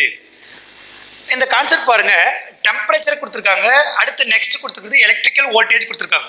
இந்த ரெண்டு கான்செப்டுக்கும் பொருந்துற ஒரே ஒரு டெஃபினிஷன் யாருதுனா சீபெக் எஃபெக்ட் மட்டும்தாங்க. சீபெக் விளைவு தான் இது. டைரக்ட் கொஸ்டினுங்க. எடுத்த உடனே ரெண்டுத்துக்குமே பொருந்தது எது பார்த்தீங்கன்னா சீபெக் விளைவு தான். ஓகேங்களா? தாம்சன் வராதுங்க, பெல்டியர் வராது. So our answer is option A. Next, what is the type of mirror used as in rear views mirror RVM? Question பாருங்க, வெஹிக்கிள்ஸ் கொடுத்துருக்காங்க. ஸோ வெஹிக்கிள்ஸில் ரியர் வியூன்னு பார்த்தீங்கன்னாவே, அதாவது பின்புறம் பார்க்கக்கூடிய ஆடி எதுன்னு பார்த்தீங்கன்னா நம்ம ஏற்கனவே படிச்சது தான், நம்ம யூசஸில் படிச்சிருப்போம். ஸ்பீரிக்கல் மிரரோட யூசஸ்லங்க எடுத்தோடனே கான்வெக்ஸ் மிரர் தான், குவி ஆடி ஆன்சருங்க. அடுத்துங்க, which of the following has highest refractive index? Carbon dioxide, vegetable oil, diamond, gallium phosphide. பின்வருடன் எது உயர் ஒளிவிலகல் எண்ணெய் கொண்டது? கார்பன் டை ஆக்சைடா, தாவர எண்ணெய். கார்பன் டை ஆக்சைடு காற்று குறிக்குது. தாவர எண்ணெய், diamond, gallium phosphide. Gallium phosphide தான் இங்கே சரியான ஆன்சருங்க. நம்ம இது அந்த கான்செப்ட்லேயே வருங்க. Gallium phosphide has the highest refractive index number. Option D is our answer. Next, consider the following statements. Statement 1. Refractive index is lowest for vacuum. Refractive index is lowest for vacuum. Statement 2. Refractive index is also defines optical density of medium. Question. Which of the statements given above is correct? அப்படி கேட்குறாங்க. தமிழ்ல பின்வரும் கூற்றுக்களை கருத்தில் கொள்க. ஒளிவிலகல் எண் வெற்றிடத்திற்கு மிக குறைவு. அடுத்து ஒளிவிலகல் எண்ணை ஒரு ஊடகத்தின் ஒளி அடர்த்தி என்றும் வரையறுக்கலாம். இப்போ பாருங்க, ஆப்டிக்கல் டென்சிட்டின்ற வேர்டு ரீஃப்ராக்டிவ் இண்டெக்ஸுக்கு பொருந்துமா அப்படின்னு கேட்டிங்கன்னா பொருந்தும். இந்த வார்த்தை வந்து உங்களுக்கு பொருந்துங்க. அப்போ second option right. Second option நம்மளுக்கு ரைட். ஓகேங்களா? இப்போ ரீஃப்ராக்டிவ் இண்டெக்ஸ் நம்ம வந்து வேக்கமுக்கு வந்து எப்பவுமே லோவஸ்ட்டுங்க. ஒளிவிலகல் எண் வந்து வெற்றிடத்துக்கு ரொம்ப குறைவு, ரொம்ப குறைவு. இது கரெக்டான ஆன்சர். ஸோ நம்மளுக்கு ஆப்ஷன் ஏவும் சரின்னு பொருந்தது. ஆப்ஷன் ஆன்சர் ஏவும் ஆன்சர் 1ம் ஆன்சர் 2ம் ரைட்டாக இருக்குது கொடுக்கப்பட்ட ஸ்டேட்மெண்ட்ஸு. ஸோ நம்ம ரெண்டுமே ரைட்டுன்றது எதுனாக்கா option C. So option C is our exact answer. நெக்ஸ்ட்டுங்க, if the focal length is 150 centimetre for a glass lens, what is the power of lens கேட்குறாங்க. 150 சென்டிமீட்டர் குவிய தூரம் கொண்ட ஒரு கண்ணாடியால் செய்யப்பட்ட லென்ஸின் திறனை காண்க. ஸோ பவர் ஆஃப் லென்ஸ்ன்னு கேட்குறாங்க. ஸோ நம்மளுக்கு பவர் ஆஃப் லென்ஸ்ன்னு பார்த்தீங்கன்னா நம்மளுக்கு P is equal to 1/f அப்படி போடுவோம். 1/150 சென்டிமீட்டர். ஓகேங்களா? இப்போ நம்ம இதை மீட்டராக கன்வெர்ட் பண்ணுங்க. கன்வெர்ட் பண்ணால் 100 சென்டிமீட்டர் சேர்ந்ததுன்னா 1 மீட்ரு. ஏன்னா லென்ஸின் திறன் டயாப்டர் சொல்கிறோம், பட் அதை மீட்டரில் சொல்லணும் நம்ம. ஸோ அதை மீட்டரில் கன்வெர்ட் பண்ணுறோம். அப்போ 150 சென்டிமீட்டர் அப்படின்னா இது ஒரு பார்ட் 100 சென்டிமீட்டர்னா 50 சென்டிமீட்டர் 1.5 பார்ட். இப்போ டிவைட் பண்ணால் ஆன்சர் வந்துடுங்க. இப்போ இது ஃபார் எக்ஸாம்பிள் இது 100 டிவைட் பண்ணிங்கன்னா ஒரு 1.5 வந்துருப்போது. ஸோ 1.5 டிவைட் பண்ணுறேங்க. இப்போ பாயிண்ட் வச்சிட்டோம்னா இப்போ இது இங்கே பாயிண்ட் வச்சிட்டோம்னா லென்ஸின் திறன் கேட்குறாங்க. P is equal to 1/f ஃபார்முலாங்க. 1 நம்ம கொடுத்துருக்க ஃபோக்கல் லென்த் வந்து 150 சென்டிமீட்டருங்க. நம்மளுக்கு சென்டிமீட்டர் வந்து நம்ம மீட்டராக கன்வெர்ட் பண்ணோம்னா 100 சென்டிமீட்டர் சேர்ந்தால் 1 மீட்ரு. அப்போ இது 100 டிவைட் பண்ணிடும். 2 0 வந்தால் 2 டிஜிட் தள்ளி பாயிண்ட் வைக்கலாம். So 1.5 metre. ஸோ 1.5ங்க 10ஆல் மல்டிப்ளை பண்ணி 10ஆல் டிவைட் பண்ணோம்னா இங்கே 10 வருங்க, இங்கே 15 வரும். இப்போ இது டிவைட் ஆகாது. So you may put point. அப்போ இங்கே 0 வருங்க. அப்போது 6 பாஞ்சு 90. ரிமைண்டர் வந்து 10ங்க 10. இப்போ நம்ம ஏற்கனவே பாயிண்ட் வச்சுட்டோம். இப்போ 100 திரும்ப 6 வருங்க. திரும்ப என்ன வருங்க, திரும்ப 6 வரும். அப்போ ஆன்சரு 0.66 அப்படி வரணும். ஸோ 0.66க்கு கிட்ட எது இருக்குது 0.67ங்க. ஸோ நம்மளுக்கு option A is our correct answer. 41க்கு ஆப்ஷன் ஏ வந்து நம்மளுக்கு சரியான ஆன்சருங்க. அடுத்து போலாங்களா? The power of lens is -1.5 dioptre. What is the type of லென்ஸ்ன்னு கேட்குறாங்க. லென்ஸின் திறன் வந்து -1.5 டயாப்டர் எனில் இந்த லென்ஸினுடைய வகை கேட்குறாங்க. இங்கே பாருங்க, நெகட்டிவ்ல வேல்யூ வந்ததுன்னா முக்கியமான கான்செப்ட் படிச்சிருக்கிறோம். நெகட்டிவ்ல வேல்யூ வந்தால் அது என்ன லென்ஸ்ன்னு நம்ம தெரிஞ்சுக்கணும். நெகட்டிவ் வேல்யூ வந்ததுன்னா அது வந்துங்க டைவர்ஜிங் லென்ஸுங்க, விரிக்கும் லென்ஸ். ஸோ எடுத்தோடனே ஆன்சர் நம்மளுக்கு ஆப்ஷன் ஏ. நெகட்டிவ்ல வேல்யூ வந்து டைவர்ஜிங் லென்ஸ். இங்கே பாருங்க கன்வெர்ஜ் கொடுத்துருக்காங்க. கன்வெர்ஜும் கான்வெக்ஸும் ஒன்று தான். ஸோ நம்மளை சீட் பண்ணதை கொடுத்த ஆன்சர்ஸ் நம்மளுக்கு இது மட்டும் தான் சரிங்க. Option A is our answer. ஓகேங்களா? Consider following statements. Bending of waves around edges is called interference. Bending of waves around edges is called interference கொடுத்துருக்காங்க. Interference creates unequally speed fringes. Intensity of light reduces during interference. Which of the statements given above are incorrect கொடுத்துருக்காங்க. Question நல்லா கவனிக்கணுங்க. Incorrect. பின்னொரு கூற்றுக்களை கவனிக்க. விளிம்புகளை சுற்றி அலைகள் வளைந்து செல்லும் பண்பு குறுக்கீட்டு விளைவு என்று அழைக்கப்படுகிறது அப்படின்னு கொடுத்துருக்காங்க. ஓகேங்களா? இது தப்புங்க. ஏன்னா விளிம்புகள்ல வளையாது. இப்போ குறுக்கீட்டு விளைவுனா ஒன்றை ஒன்று மேற்பொருந்தல்ன்ற வார்த்தை நம்ம படிச்சிருப்போம். ஓவர்லேப்னு படிச்சிருப்போம். So option A wrong. Interference create unequally spaced fringes. அன்ஈக்குவலின்றது கிடையாதுங்க, ஈக்குவல்னு வரும். அதாவதுங்க குறுக்கீட்டு விளைவு என்பது சமமற்ற இடைவெளி கொடுத்துருக்காங்க. அப்போ அதுவும் தவறு. அடுத்து Third, intensity of light reduces during interference. Interference அப்போ லைட் இன்டென்சிட்டி ரெடியூஸ் ஆகுதுன்னு கொடுத்துருக்காங்க. அதாவது குறுக்கீட்டு விளைவின் போது ஒளியின் செறிவு குறையுது. இது தப்புங்க, இதுவும் தப்பு, இதுவும் தப்பு. குறுக்கீட்டு விளைவுனாவே அலைகள் வந்து விளிம்புகளில் வளையுதுன்னு கொடுத்துருக்காங்க, வளையில மேற்பொருந்தது. அப்போ கொடுக்கப்பட்ட ஸ்டேட்மெண்ட்ஸ் எல்லாமே wrong. So all the above வந்துங்க இன்கரெக்ட் ஆன்சர்ஸ். ஓகேங்களா, மொத்தமே தவறானது. ஸோ உங்களுக்கு option D is our answer. Who discover the nucleus கொடுத்துருக்காங்க. கொஸ்டின் பார்த்தோன்னே சொல்லுங்க, இங்க நியூக்ளியஸ் என்ற வேர்டு வருதுங்க, அதாவது அணுக்கருவை கண்டறிந்தவர். ரோதர்ஃபோர்டு சோதனை தான் இந்த உண்மை வந்து வெளிவருதுங்க. ஓகேங்களா, சாட்விக் பார்த்தீங்கன்னா நீங்க நியூட்ரானை கண்டுபிடிச்சார் அப்படின்னு சொல்லலாம். இவர் வந்து நியூட்ரானை கண்டுபிடித்து விடலைங்க, அவர் நியூட்ரான் பேர் வச்சவர். நியூட்ரானை கண்டுபிடிச்சது வேற. நியூட்ரான் அப்படின்றதுக்கு நேம் கொடுத்தவங்க. அதுக்கு முன்னே வந்து அது காமா துகள் சொல்லிட்டாங்க. நியூட்ரான் என்ற பெயரிட்டவர் தான் சாட்விக் என்ற பேர் வரும். ஸோ நியூட்ரானை சம்மந்தப்பட்டவர் இவர். James Chadwick relate with neutrons. இப்போ நீங்க சாம்சன் சொன்னீங்க எலக்ட்ரான் சம்மந்தப்பட்டவருங்க, ரிலேட்டட் வித் எலக்ட்ரான்ஸ். அப்போ ரூதர்ஃபோர்ட் தான் உங்களுக்கு சரியான answer.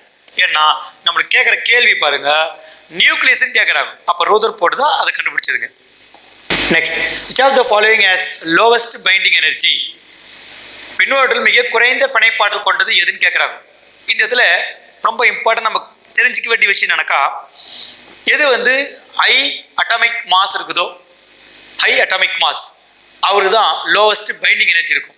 Highest atomic bond, atomic வெயிட்டுங்க. அப்படி பார்த்தீங்கன்னா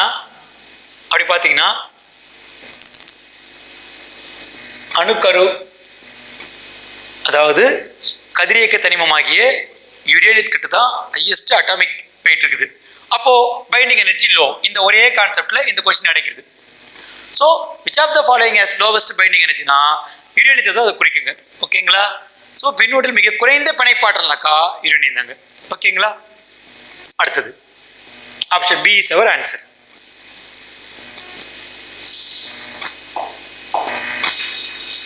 Consider the following statements. Computed tomography works based on X-rays.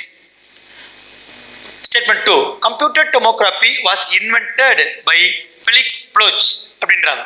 Which of the statements given above is or correct? அப்படி கேட்குறாங்க. Computed tomography works based on X-rays. அப்படி கொடுத்துறாங்க பார்த்தீங்களா, இது கரெக்டான ஸ்டேட்மெண்ட்டுங்க.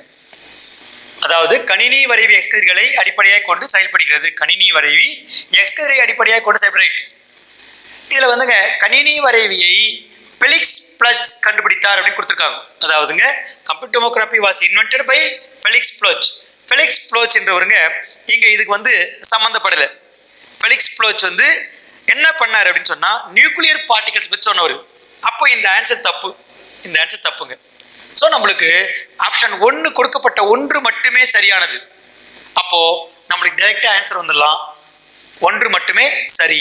ஸோ 46க்கு ஆன்சரு ஏங்க. சரி, இப்போ நம்ம இது பார்க்குறோன்னு சொன்னால் இந்த கம்ப்யூட்டர் டோமோகிராஃபி கண்டுபிடிச்சது யாரு அப்படின்னு பார்த்தீங்கன்னா காட்ஃப்ரே ஹான்ஸ்ஃபீல்டுன்னு ஒருத்தருங்க. காட்ஃப்ரே ஹான்ஸ்ஃபீல்டு தான் அதை கண்டுபிடிச்சாரு. ஸோ நம்மளுக்கு கொடுத்துருக்கு இந்த ஃபெலிக்ஸ் ப்ளோச் தவறான answer. Next, consider the following statements.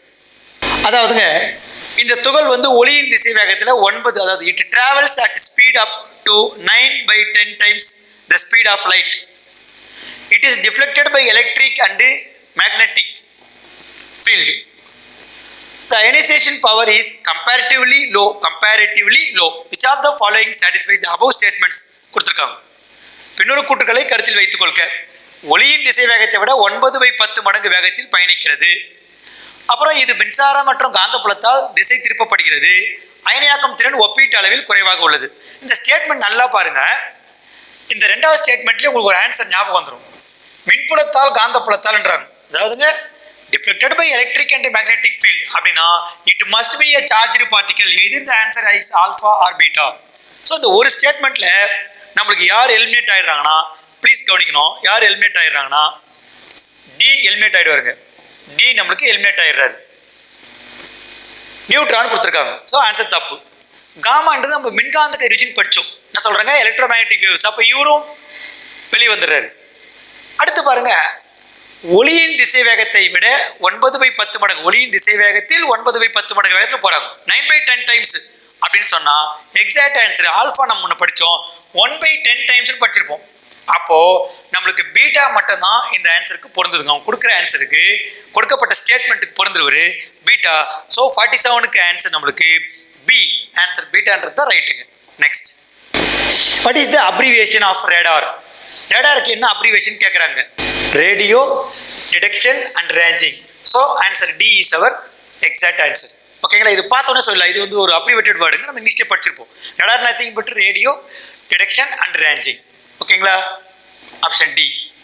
அடுத்து 49, which equipment is used to measure precipitation rate and wind speed in meteorological observation?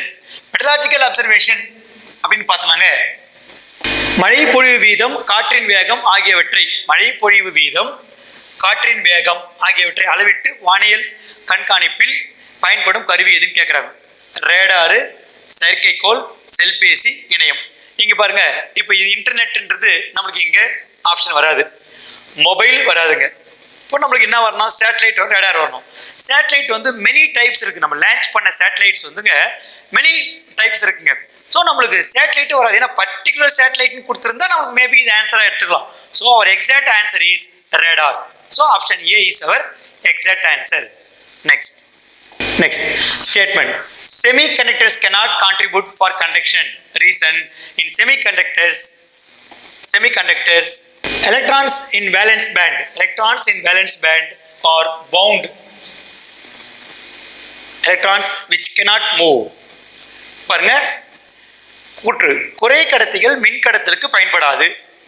காரணம், குறை கடத்திகளில் வினைத்திறன் பட்டைகளில் உள்ள எலக்ட்ரான்கள் அங்க இருக்கிற எலக்ட்ரான்கள் வந்து இணைத்திறன் எலக்ட்ரான்கள். ரீசனா சொல்றாங்க, அங்க இருக்கிற எலக்ட்ரான்ஸ் எல்லாம் பேலன்ஸ் அப்படின்னு சொல்றாங்க. ஸோ நம்மளுக்கு அந்த ஸ்டேட்மெண்ட் கரெக்ட். செமிகண்டக்டர்ஸ் வந்து cannot contribute for the conduction அந்த வேர்ட்ல இருக்குதுங்க, அது வந்து மின்சாரத்தை கடத்தாதுன்னு கொடுத்துருக்காங்க. அப்போ இது ரைட்டு. அதுக்கான ரீசன் பாருங்க, electrons in the valence band, எலக்ட்ரான்கள் வந்து இணைத்திற எலக்ட்ரான்கள் அப்படின்னாவே அது மின்சாரத்தை கடத்துவதற்கு உதவாது. ஸோ கரெக்டான ஆன்சருங்க. அப்போ கொடுக்கப்பட்ட ஸ்டேட்மெண்ட் கரெக்ட், அதுக்கான ரீசனும் கரெக்ட். அப்போ both R correct, statement reason R correct. So our answer is option C. ஓகேங்களா? இந்த விளக்கங்கள் உங்களுக்கு வந்து போதுமானதாக இருக்கும். இந்த வினாக்களுக்கான விடைகளை மட்டுமல்லாமல் விளக்கங்களையும் தெள்ள தெளிவாக உங்களிடத்தில் நாங்கள் ஒப்படைத்திருக்கிறோம் என்ற நம்பிக்கையோடு இந்த வீடியோவிலிருந்து நாங்கள் விடைபெறுகிறோம். மீண்டும் ஒரு வினாத்தாள் விளக்கங்களில் நாம் பங்கு பெறுவோம். உங்களுடைய எண்ணமும் சொல்லும் செயலும் ஒரு கோட்டில் பொருந்தி வெற்றி என்ற இலக்கை அடைவதற்கு நமது IAS academy, Chennai IAS academy என்றென்றும் உங்களுக்கு உறுதுணையாக இருக்கும் என்பதில் எல்லளவும் ஐயமில்லை என்பதோடு இந்த வீடியோவிலிருந்து விடைபெறுகிறோம்.